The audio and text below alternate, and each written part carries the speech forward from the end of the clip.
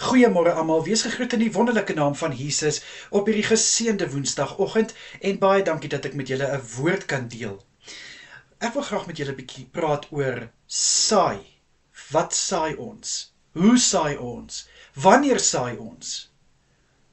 Nou, saaiers is baie belangrike mense, reg?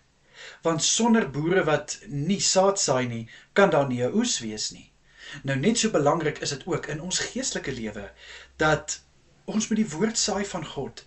En ja, somtyds val hierdie saad op plekke wat ons nie sien, maar maak dit 'n verskil of maak dit nie 'n verskil nie. Somtyds kan ons die vrug sien van die saad.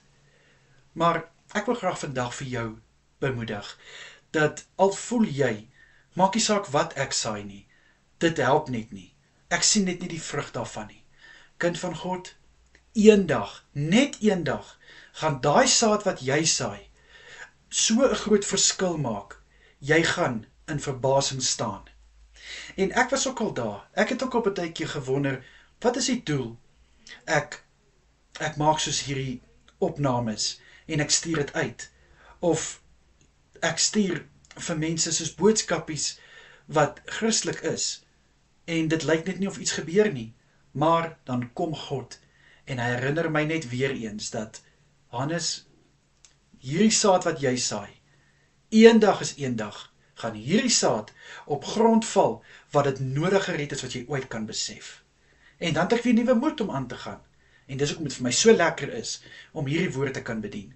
So ek wil vandag vir jou bemoedig, kind van God, moenie ophou saad saai nie. Hou aan 'n saaier wees. Ons kan nie ophou net omdat ons dink, maar dit maak nie 'n verskil nie, want iewers maak dit 'n verskil. So ek bemoedig jou, hou aan, moenie ophou nie, en wees saaiers van die woord, soos Markus 4 vers 14 sê. Kom ons bid saam. Here, baie dankie, dat elke keer wanneer ons wil opgee om saad te saai, liewe Here, is U daar om net weer ons te herinner, maar julle sal nie besef wat 'n verskil daai saad maak nie. Liewe Here, laat ons aanhou die goeie woord van Jesus verkondig. Saaiers wees van die woord. Asseblief Here, in Jesus Christus naam is dit my gebed. Amen en amen.